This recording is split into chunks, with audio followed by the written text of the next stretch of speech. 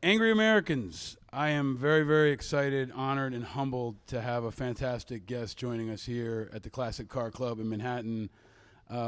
We talked about you a couple weeks ago on this show when you first declared your candidacy. But I'm just already inspired by you. And I just want to welcome you. JT Lewis is in the house here to talk to us. Welcome, JT. Thank you. That's really nice. Really happy to be here. This is an amazing place you have. Cool spot, right? Yeah, absolutely. And we may have a thunderstorm rolling in while we're talking, which will add to the drama. And these are really important times. And I think you might be one of the most important people in America to talk to, especially right now. Wow. But before we do that, I always ask every guest, what would you like for a drink? And I had a dilemma because you're the first guest I've ever had who's not yet 21. Yeah. So we're drinking some Cokes. Yeah, we're drinking some Cokes. Here's a question. They went ahead and put a lime in it. Lemon rather. I've never done that before. I've never done that before. Yeah. It was a new experience. You've never run for office before either, so we're starting a trend here, right? Absolutely. So I'm really excited you could be here, and we got a lot to go through. But I always want to focus this show on people who are important, iconic, inspiring Americans, and you are already inspiring and incredibly important. Thank you. And you're 19 years old. Yeah. And so I want to maybe for folks who don't know the story, and I've talked a little bit about it on the show. Why are you here, man? Why are you running for office? You're going to go to CNN after this. You were on Fox before this. Yeah. And I'm really excited to have so much time with you. But why are you here at this moment right now? Yeah, well, it all started 12/14, the Sandy Hook Elementary School shooting. I lost my brother in that.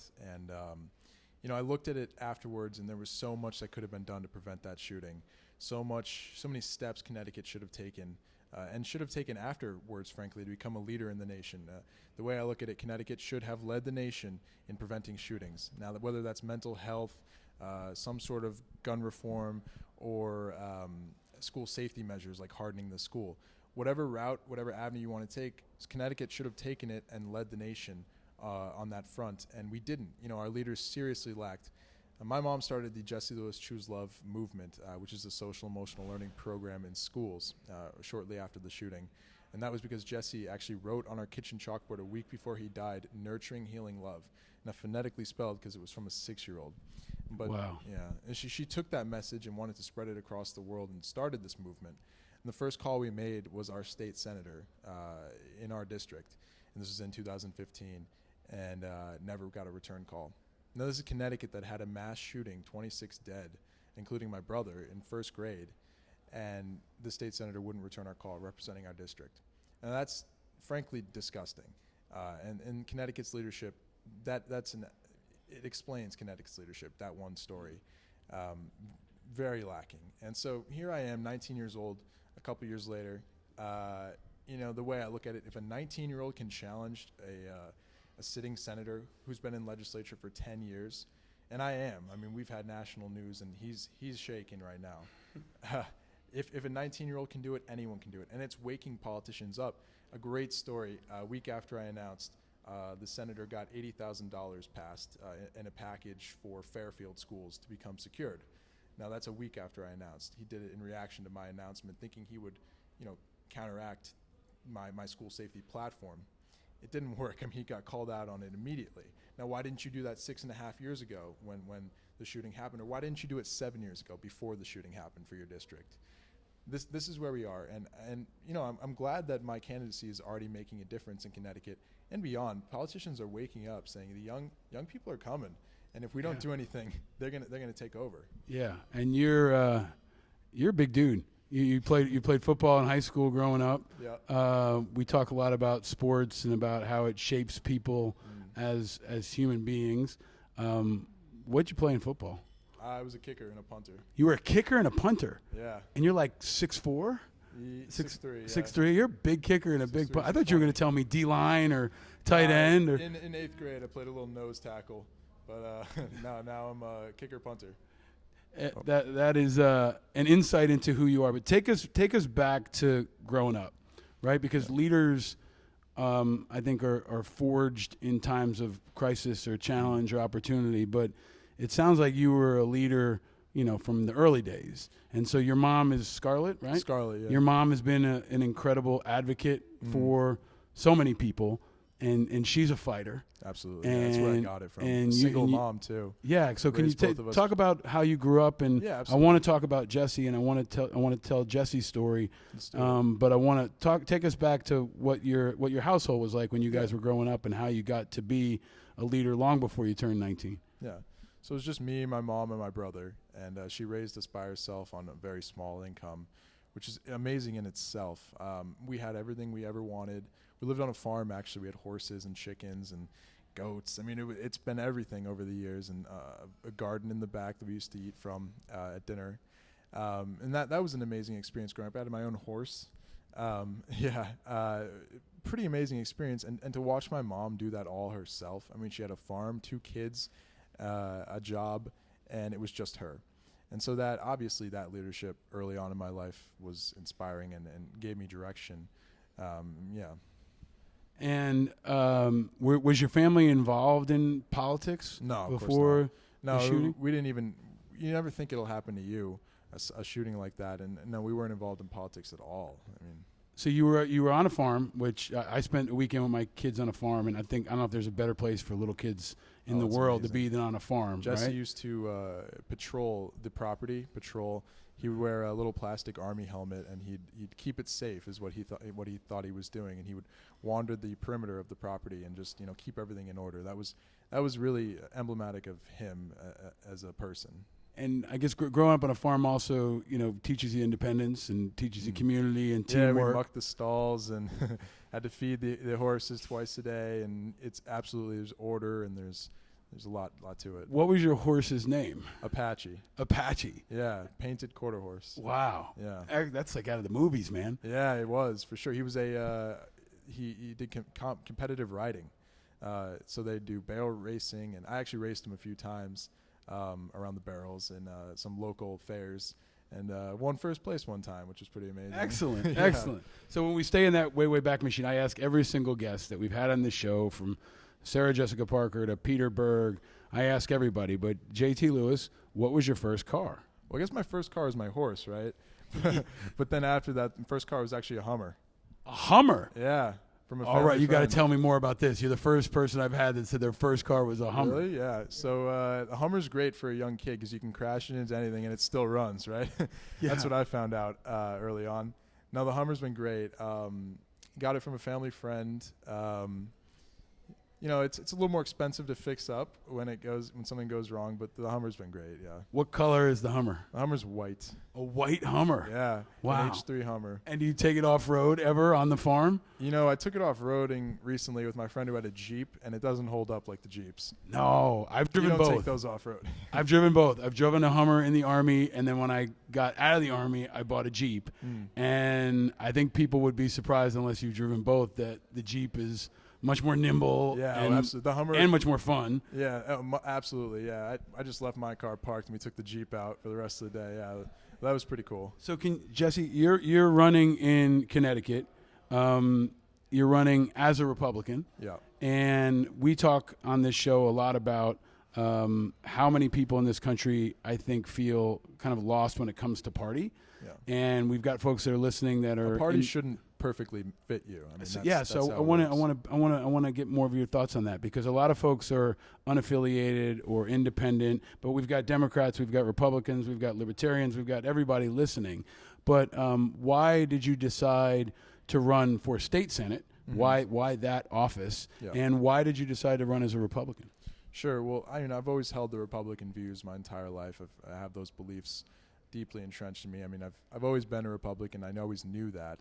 And as far as challenging the current state senator, Tony Wong, that is because we made that phone call to him after my brother was killed. And my mom had this new program that would have prevented more violence earlier on. I mean, it is now doing amazing. I mean, the Jesse Lewis Choose Love movement is over 1 million kids reached, 68 countries, all 50 states.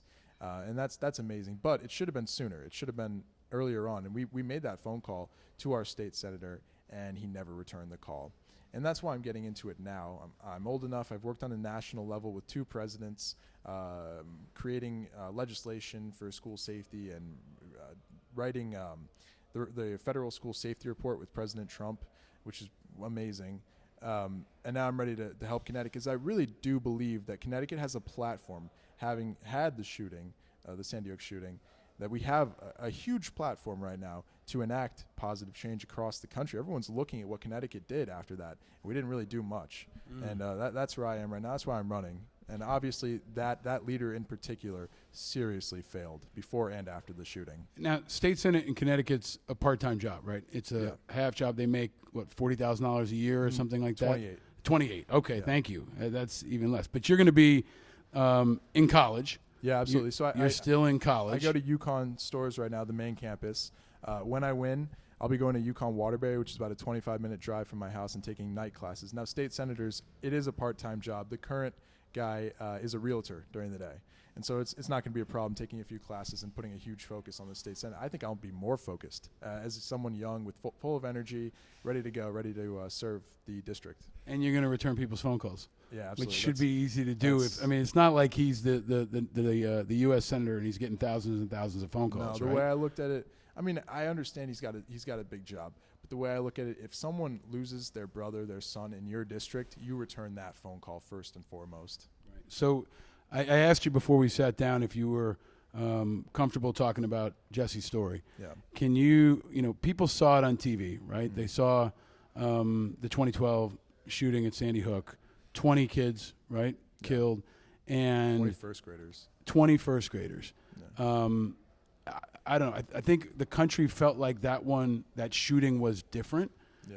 And in retrospect, I still think it was. I hope that it was. But what do you want people who watched it on TV, who didn't live it, what do you want them to know about your experience and your family's experience in those days that wasn't on TV, that wasn't in the news? I have two things. First of all, what you need to know, what's going on right now in Dayton and across the country and all these different shootings. There's something called the reunification process, and this is a place where you go to be reunited with your family. For us, that was the firehouse right outside of the Sandy Hook Elementary School. This is where you have SWAT, military, police, first responders, ambulances. I mean, there were bodies being driven out on ambulances when we were there. This is where you go to reunite with your family members. And I remember being taken there by, I think, my grandfather. My mom thought it'd be a happy moment. We'll be reunited with Jesse and we'll go out and have dinner. And that's how she told the story. What happened was we sat there for about 6 hours, no information. I mean, all this chaos going on around us. And finally someone came over in a monotone voice, just said, your kid's dead. And that was that. I mean, that's what the horrifying image that's going on right now across the country. Every time there's a shooting, and 22 people killed, 9 people killed, all those families forever, their lives forever turned upside down. And that's horrible. And so that's, my heart goes out to them. That's awful. And that's why I'm here trying to make a difference, trying to make sure these things don't happen. Now, the other story is, and this is much lesser known, during the shooting, Jesse was actually a hero. Jesse saved 9 of his classmates, and that was the shooter entered his classroom and fired a few bullets, and the gun jammed. And in that interval, Jesse yelled out to his frightened, huddled classmates to run, and 9 of them ran out of the classroom. This is all documented in an FBI report. 9 of them ran, and he saved their lives, and they've all credited him with that. And but he stayed back to defend his teacher, and he was eventually killed. He's 6 years old. I mean, it's an amazing story. And the most amazing part is we actually shared that story with President Obama a few days after the shooting, and he got tearful. And it was an amazing. He said, "I can tell your boy was a hero." Looking at his picture, we shared that story with President Trump a few years later, and he got so emotional that he brought us back to the Oval Office for a private moment to thank Jesse for his heroism, basically. So a story like that can unite 2 men that frankly hate each other. I mean, these are 2 guys who you could not find one thing to connect them, but we did that story. And I think I can use that story as a state senator with that position to bring people to the table who otherwise would never talk to each other, who otherwise would never communicate, and that's how we get things done. And that's something I think I can do. You already are. Yeah, thank you. You already are, man. And there's nobody who's going to hear that story and hear your words that's not going to be forever changed. As a father of 2 young boys, I pray and hope and wish that my sons will show the kind of courage and be the kind of boys that you and your brother are and were. And heroism comes in a lot of forms, man. But I think we have to tell Jesse's story. Yeah. We have to know what he did in those moments and what he did before. Yeah. The person that he was, and what his memory continues to do today. Yeah, I mentioned to you that in my work at IAVA, I've learned a lot about being around people who are experts in loss and trauma. And Bonnie Carroll from the Tragedy Assistance Program for Survivors is a great mentor of mine. And she's dealt with so many people who've lost loved ones to a variety of different tragedies. But she's always told me, we mourn their passing, but we celebrate their life. Yeah.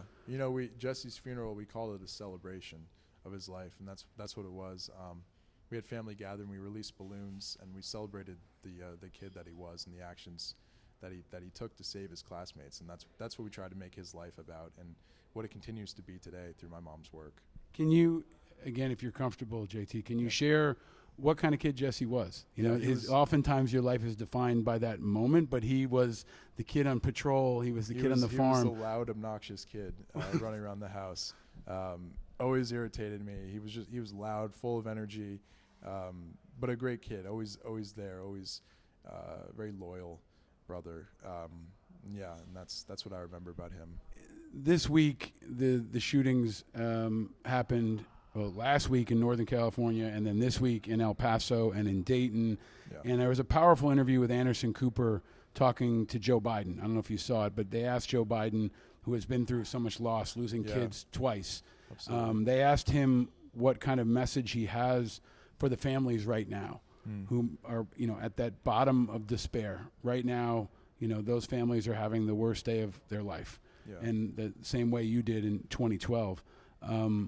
What's your message for them if they're listening to this and they don't know how they can go on, frankly? Yeah. You're an inspiration to them. You're a role model for them. But what do you tell someone else who's in your shoes right now, as only you can understand? An amazing story. When I was in that place, about a week after the shooting, in my room, hadn't gone back to school, very depressed. I was in the exact same place that they were. Now, I was fortunate enough that, through a family connection, we had orphan genocide survivors from Rwanda reach out to me via Skype. Yeah, these are kids that had lost their entire families in the 1994 genocide. Over 1 million people killed in Rwanda. And they reached out to me. They lived off of grass in the hills, watching their families killed. Betty was buried alive with her family, and they were dead. They reached out, and their message was hope, that you will get better, you will get through this. A message that no one else could convey to us because no one else had been through something like that. But these are kids that had been through a tragedy, much larger in scale, 1 million people. And I took that message and I went back to school, that message of hope. Went back to school finally, about 2 weeks later after the shooting, and then started raising money to send Betty to college for a year. And a month later we Skyped back and we had a big announcement party. We were sending her to college for a year and also paying for her 8 younger siblings that she was the sole provider for. Now this thing took off, and this is a story of turning this grief, this tragedy, into something positive, and what I'm trying to do even to this day. But this story took off. Tony Robbins came on board and he donated the money to send her to college for the rest of the 4 years. We've sent Matthew to college for 4 years. We've built poultry farms and fish ponds in Uganda for former child soldiers. We've helped the kids of car crash victims in Connecticut, even where I'm running. And this is something that's gone all over. At 12 years old, I raised and donated $35,000, and that was a healing process unlike no other. Nothing a therapist could do. 2 weeks afterward. 2 weeks afterward, you were already helping others. And, I don't look at it that way. I was helping myself. Doing something was helping myself, and it's what these families, unfortunately, they have a new life, and it's something that they're going to have to do. After the shooting in Sandy Hook, pretty much every family started a mission. They started different foundations and charities, and they do great work, and I can't even imagine all the lives that they've touched, all the lives that they've saved after Sandy Hook, and that's something that's going to happen here in Dayton and El Paso as well. You are a force, man, and as we're talking, there's literally a thunderstorm rolling through, and I feel like that's what your story is. it's rolling across this country, and the more people hear it, the more people are going to be swept up in it and want to support you. JT, I ask every guest I have, 3 questions, and I've asked you the car question already, but the second question I want to ask you is, JT Lewis, what makes you angry? What makes me angry is every time I see one of these shootings happen, because I know what those families are going through, lives forever turned upside down, just like ours was. We were able to make something positive out of it, but I'm never going to see my brother again. That's the end of the day, and it makes me mad when I see it happen, because there's something we can do. There's answers. Now that's whether we go mental health or we make the schools safer. There's things we can do, and our politicians are letting us down. Both sides, honestly. We're all focused on the wrong thing. Look, we want the same thing. We want kids safe in school. We want communities safe. We're coming at it from 2 different angles. I don't know why we can't just sit down and have that conversation. And again, that's something I'm going to be able to intermediate. I'm going to be able to bring people to the table that's never happened before. We're going to get things done in Connecticut that are going to shine throughout the rest of the country, and the rest of the country is going to come on board with it. And that's the power of local politics, right? You can be the incubator for good ideas that can go you make it work there, it goes national, absolutely. Absolutely. After years ago, we lost a dear friend of ours, Clay Hunt, to suicide. And I went and sat down with his mom and stepdad on the anniversary of his passing. And I asked her if we could name a piece of legislation after him and if we could launch this campaign in his honor and in his memory.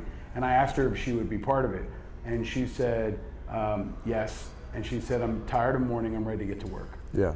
And she was an inspiration for so many of us. And she's on a path that's very similar to yours, where she went from never being involved in politics to testifying before Congress, being on CNN, being all over the place. And I think it's really an inspiration for people who want to see people power. Yeah. But when you look at, JT, when you look at the moment right now, there's a debate in this country about whether or not the Senate should come back. They're on recess right now, not scheduled to come back till September. Yeah. Do you think they should come back? Look, I'll be honest with you, I'm a Republican, but I think they should come back. Look, the American people made their decision on November 3rd, 2018. We elected a new Congress, and I think that they should have their day, the American people, that they should vote. I'm a Republican, I might not agree with all of the legislation they're putting up, but it is America's decision.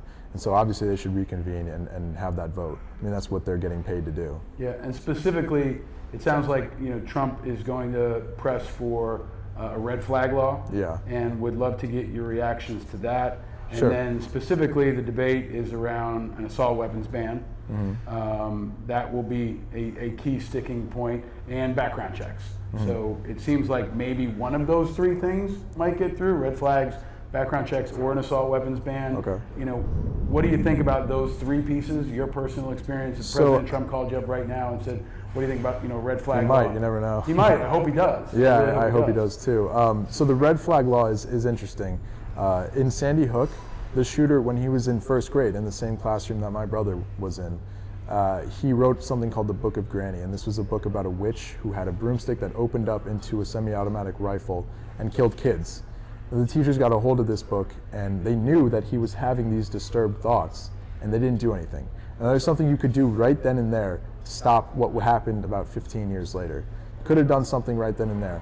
Now in the Parkland case, he made videos about how he wanted to be famous. He wanted his face and name all over the news, and he was going to kill kids to make that happen. And there's warning signs. The FBI was tipped off twice about him. The police had visited his house 30 times in Parkland. There's always warnings. They always leave behind warnings. You look at their social media. Now, if we can be on top of that, and that's what I think the president is looking at. Obviously, he's looking at that as a distraction from any gun laws, which I might not support, but it is very important, that red flag legislation. And I think that's something very important. Yeah, absolutely. JT, how do you feel about the background checks and the background checks are something, the gun show loophole specifically, and the assault weapons ban? Where do you stand on those? So what I've heard is that the background checks wouldn't have stopped any of the most recent shootings, but they are important because shootings go on every day, all day, whether or not we see them in the news. So obviously legislation like that is supported by about 90% of America. I don't know why we can't take a vote on that. Those are very important. Now, they won't stop these big shootings, of course, but they are important for those day-to-day incidents, for sure. So one thing, and at times let's take a breath.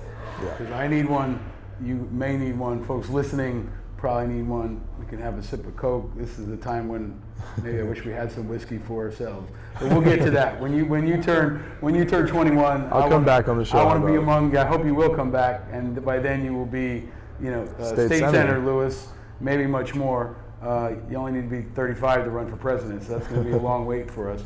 But one thing I saw, GT, folks should follow you on Twitter. You've been great on Twitter. And I know you're going to be responsive to people all across the country who hear this. But one thing I saw you do was call out the media, and which was very powerful. And you said, don't mention the shooter's name. Don't name the name. And I saw, I think Jake Tapper and Chris Cuomo responded on Twitter to you personally. Can you talk about why you think that's important? Absolutely. There's a ton of research into this too. There are a lot of copycat shooters.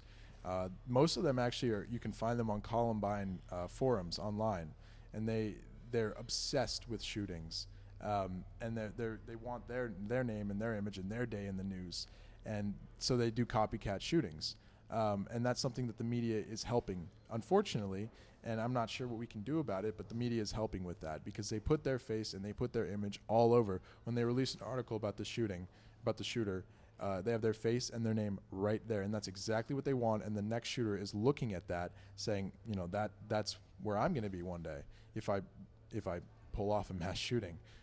So I called out, frankly, the media in general, but I put up a CNN article where they used the shooter's face and name. This was in a Texas shooting about a year ago, and Chris Cuomo and Jake Tapper responded, and they've made it. They've promised that their shows will not use it as much as they have in the past. And for that, I really appreciate CNN. Obviously, I'm doing the town hall tonight with them.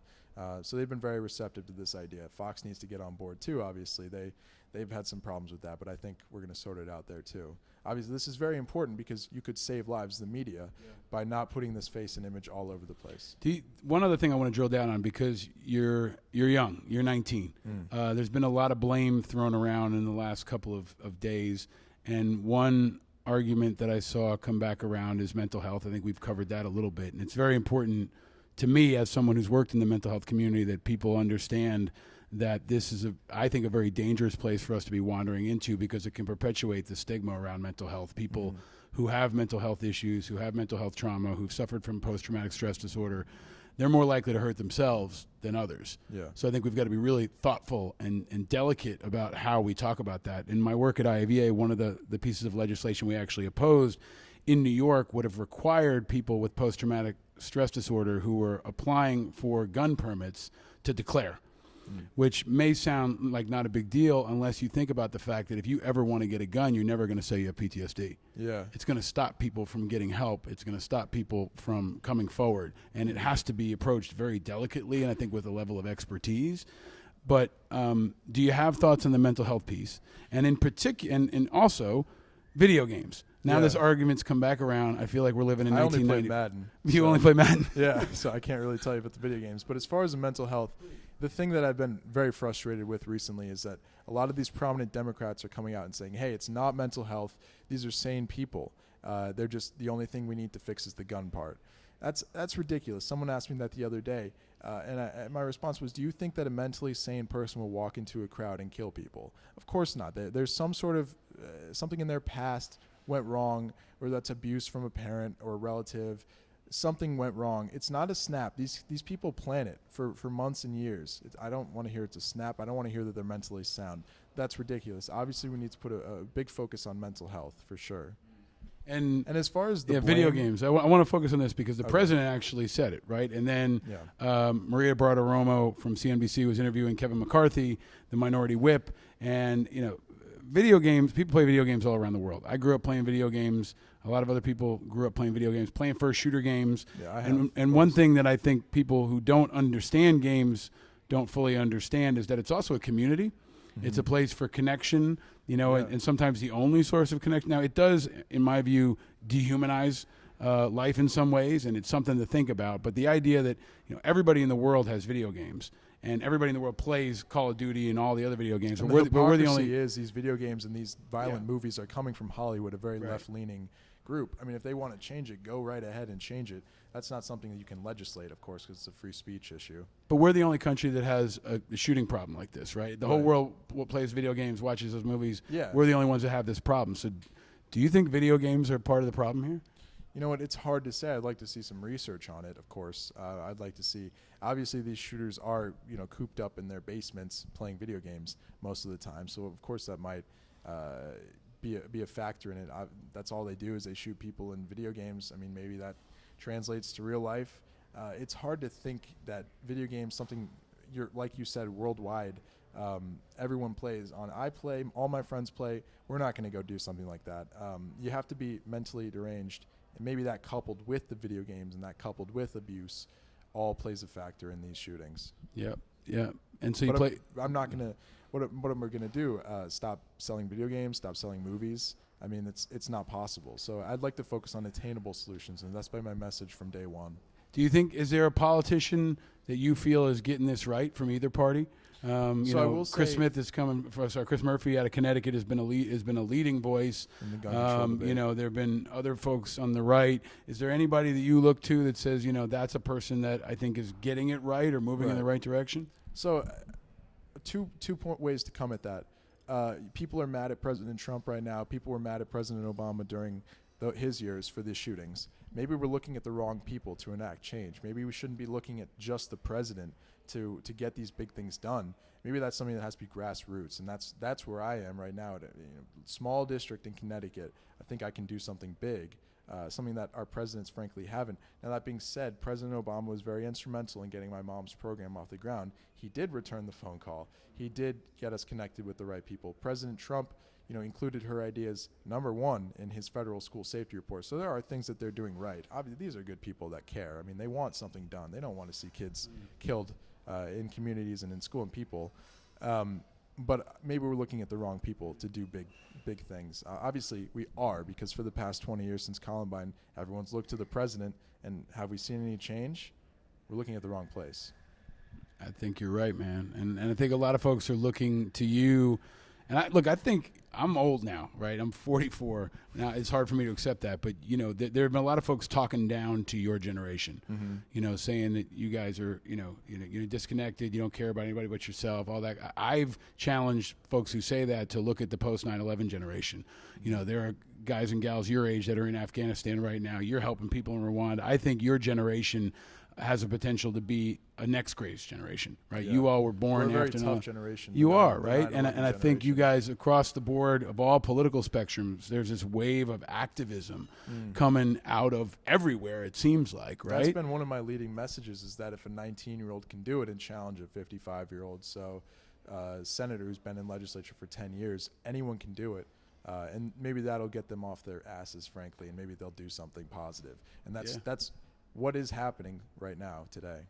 You are also, man, I hope you write a book if you're not already working on one, because you're also having a wild ride, man. You told me before we came in, you're talking, matter-of-factly about having met Trump and Obama. Yeah. Not too many people who've met both those guys. Yeah, no, right? For sure. So what is that like, and how are you keeping yourself, grounded and focused? So you told me on the way in that you got a message from Billy Ray Cyrus. Yeah. Right. So you don't know who's gonna big people. Yeah. You don't know who's gonna pop up in your Twitter feed or your inbox, but do you see this incredible reaction you're getting from all over the place, man? Yeah, absolutely. It's inspiring me to do something like this, to make a run like this. I have all these big voices, behind me.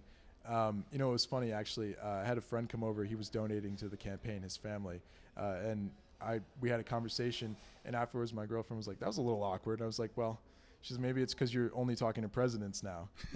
What's it like talking to another 19-year-old?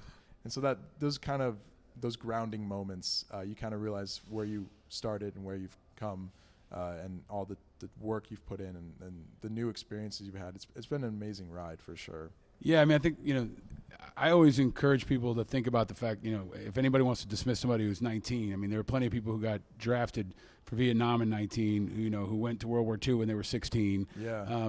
This idea that age is going to be a determining factor around leadership is pretty naive, I think. and your dynamism is transcending age in such a really, really powerful way, man. But something we covered that I want to get your opinion on, because you're 19. I was very critical of a bill that Mitch McConnell put forward that was going to basically change adulthood. He said that you couldn't access tobacco unless you were 21. And you can't drink till you're 21, but you can vote when you're 18. Yeah. You can run for state senate when you're 19. You can go to war at 18, but you can't come home and have a beer. Right. So how do you feel? How do you feel about that? Do you feel like there should be one age for adulthood in America? Yeah, that's not a bad idea. Maybe 18 is the age for adulthood, and all those things become legal. I don't drink personally, but I think that if we're going to send kids off, and I think this is a very commonly held perception, that if you're going to send people off to fight for you across the world, 6,000 miles away, you should let them have a beer at home. That's pretty simple. And tobacco, I don't think there should be legislation on that. I mean, I don't think it's good for you, but if you want to put that in your body, that's your own prerogative. Go for it. Yeah. And so I don't think it's the federal government's job to come in and legislate that kind of I think that's important, and that's where I see a lot of hypocrisy in government on both sides, right? I mean, you see folks who, the concept of freedom is one that is often, I think, manipulated and misinterpreted in politics, right? Mm-hmm. And if Mitch McConnell, wants to talk about freedom, but at the same time says a 19-year-old machine gunner in the Marine Corps can't have a dip of tobacco. Mm-hmm. Now, not that I'm promoting tobacco, but to have the option as an adult and to be treated as an adult across the board, I think is something that we need to think about as a country when your generation has so much leadership capacity. Yeah, they're kind of coming after my generation right now. Yeah. And that's not going to work out well for them. What's funny is Senator... It's not going to work out well for them. Absolutely I like not. how you just subtly say that. We can wait them out, honestly. But the state senator who I'm running against actually came to the high school where I attend, and his message was that you need to get more involved in politics. And here I am. And I'm sure he's regretting that message. Right? He's one of the few who encourage our generation to get involved. But here I am, and ready to make a difference. Yeah, and you are, man. So I want to ask you the last question that I ask every single person I've ever had on this show. You have a light about you, JT. Man, you've been through so much more than a lot of people have been through in their life, but you still bring a light, and you bring a positivity, and you bring a great energy to everyone who comes into your orbit. But JT Lewis, what makes you happy? What makes me happy? In days where I'm just kind of home, kind of doing my own thing. I'm not, on TV. I'm not meeting with presidents. I'm just kind of sitting back and looking at all the work I've done. One of the most happy moments in my life was when we actually Skyped back to Betty. And keep in mind, this was a month after the shooting, a month after I lost my brother.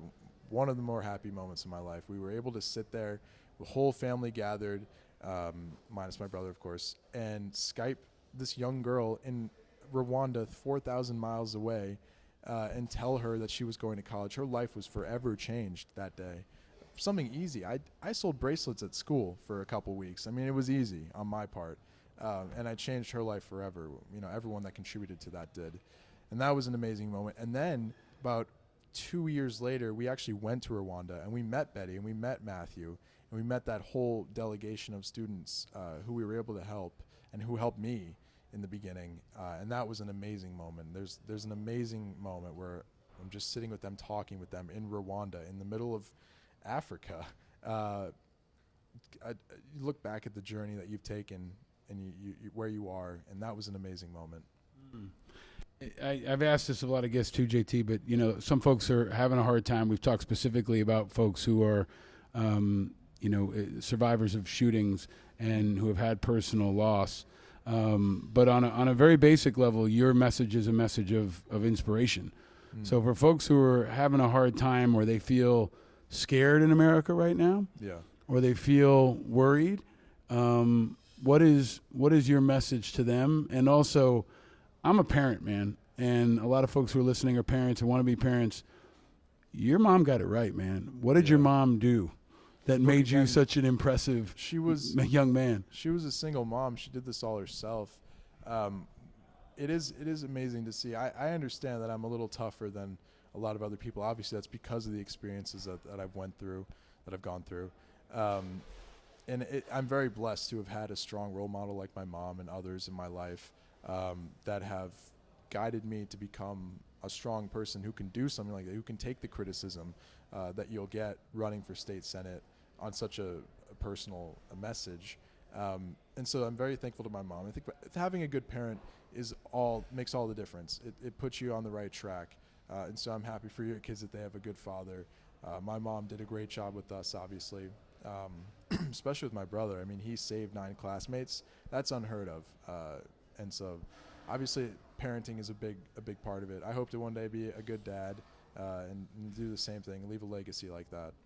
You will be, man. Don't worry about that. But you got a lot to do. We do before for sure. then. So I want to be really direct with people because we've had, last week or a couple weeks ago we had Amy McGrath on, who was a Democrat, who was a Marine Corps fighter pilot. We've got you on today, challenging Mitch McConnell for a similar reason, right? Right. Yeah. Didn't return a letter. And you got it. And and this show and this movement and this community is about standing up for people who are standing up and having their back and understanding that patriotism is bigger than party, and that we need to rally around the leaders who have courage and determination and inspiration and the 4 I's that I talk about a lot. But I want to be really direct. If people want to support your campaign, this is going to be the easiest question. You better get good at this one. But if people want to support your campaign, JT, what should they do? They should go to jt4ct.org. And you're going to get my announcement video there. You're going to see the district I represent. There's a way to donate. You can get in touch with me. I'll answer any questions you have via email. I really appreciate the support that I'm getting. I'm getting support from across the country. It's been amazing. I mean, I turned my phone on and I got a message from Billy Ray Cyrus. We were talking about that. He watched an odd interview I did. And so the message is spreading across the country, and it's actually waking people up, which I really appreciate, that the politicians need to start getting their act together, or other people will come in who know what they're doing, frankly, better than these guys. Yeah, and I hope Billy Ray Cyrus, who's Old Country Road, is everywhere, right? Like maybe they need to do a JT Lewis remix of Honestly, Old Country Road. I'm up for that. A little Nas, yeah. We'll get Nas in here with Billy Ray Cyrus, do a fundraiser for you. Let's do that for really? sure, yeah. All right, if you're listening, folks, we're mark it on your calendar. Stay in touch. Follow us on Twitter, social media. We will be letting you know about the JT Lewis Super Party. Stay tuned for details. Let's get Kanye in here, too. He's retweeted me. Know Kanye, too. Well, just... Yeah, just not a big deal, right? Dude, I mean, bringing people together. JT Lewis, the unifier. That's what it should be, right? That's what I'm going for. Yeah. Before we wrap, man, I got another tradition of this show, which is the giving of the gifts. So every guest gets a bag of goodies. And so here you are, and keep the mic next to your face. But that's really there's nice. 3 different kinds of gifts in there. All right, let's do it. And this was a tough one. So first of all, this is easy. This is some Angry Americans merchandise made by veterans in Chicago. Wow. Oscar Mike, so check that out. I want to wear this on the CNN town hall tonight, but I think they'll yell at me, right? Dude, I don't know. Cuomo's always wearing T-shirts trying to flex his biceps. So yeah, I think you over his suit. There you go. Yeah? There you go. Do it really after nice. Hours, right? That's really nice. That's for you. And if folks want to check that out, you go to Angry Americans US and get the same shirts you got there. And then if you go in the bag, JT, this is before you get to the bottle, but there's the candy first. There's 3 kinds of peeps. All right. We've asked every guest this all through the show since the show started. We have yellow peeps, blue peeps, and pink peeps. No. If you had to pick one color, which one would you pick and why? Well, I'd of course go with the yellow because it's the original, and I don't, obviously I don't try to mix things up, right? I'm not different at all, right? So I go with the original yellow peeps. You are a classic reborn, man. You're a Renaissance man and a retro man, but like you almost had the same answer as Sarah Jessica Parker. Oh, really? Who called the yellow peeps the OG of peeps. Okay. I mean, they're the only ones that taste good. And I hope I don't offend people and lose voters with that statement. Don't worry about offending people with what you eat, man. You eat whatever the hell you want because you're going to get all kinds of people and all kinds of peeps. All right, last gift is in the bag. This was a hard one. So I usually give every guest an American-made whiskey. I don't think I can legally do that. Mitch McConnell might come after me or whoever might come. So what I got for you there is a Martinelli's sparkling apple champagne. And here's the deal. When you win, you have to pop that. Okay. All right? When you win, you pop that bottle, and then when you turn 21, we can talk later. But in the meantime, this is a non-alcoholic alternative for you as a young man, and since you don't drink. Martinelli's gold medal, because you're going to win lots of gold medals here. Sure. And it's celebrating 150 years. I don't know if you've ever had Martinelli's or you knew that they've been around for 150 years. Of course. Yes, Martinelli's. And hopefully My favorite cider. Your favorites. Your message will be around for a long time. But before we wrap, JT, any last message you want to put out there to folks who are listening? We've talked about a lot of things. You've been so gracious covering a lot, and you've got such a big week coming up. But any other thoughts in your mind or any other messages you want to put out for folks who are listening? Yeah, the biggest message obviously has been that, very simply, if a 19-year-old can do it, anyone can do it. If a 19-year-old or 12-year-old at the time could start Newtown Helps Rwanda and raise money for kids across the world that he doesn't even know, anyone can do it. If a 19-year-old can, work with 2 presidents to get school safety legislation and funding passed, anyone can do it. And if a 19-year-old can run for state senate and challenge weak leadership, anyone can do it. And that's a message I think I'm spreading hopefully very well. And I hope I'm waking up other young people. And there is a big movement for young people to get involved. Now, it's not just young people. Anyone should be involved in this movement, challenging weak leadership. And that's a message that I'm spreading right now. Well, we're going to do all we can to spread it. I appreciate it. And we're going to scream this from the mountaintops. JT Lewis, you are the best of what this country is all about. That's really nice. We talk about angry Americans being righteous Americans, the kind of folks who founded this country and drove the civil rights movement and now are stepping up at this critical time. But your courage, your determination, your character is what makes this country great and is going to make this country even better going forward. You're a true patriot, man, and I know that your mom's proud of you, and I know Jesse would be proud of you. Thank you. And you're carrying on the legacy of your brother and your family. When I was playing football, a coach used to always tell me, remember the name on your jersey. Your family name's on the back of your jersey. Yeah. And I think your family is very proud of you, and all of America's proud of you, man. Thank you. That's really nice. This has been, I think, the most important interview we've ever had on this show. Wow. And we're gonna have you back, man. I can't wait. I love the place you have here, Classic Car Club. Wow. That's it. All right, I'm gonna take JT to go ride whatever car he wants, and then he's off to CNN. But look for him everywhere. Follow him on Twitter. This is the first you may be hearing from JT Lewis, but definitely not the last. There you go. Paul Rieckhoff coming to you from the Classic Car Club in Manhattan. Thanks for joining us. Thanks, man. Appreciate it. Thank you, brother.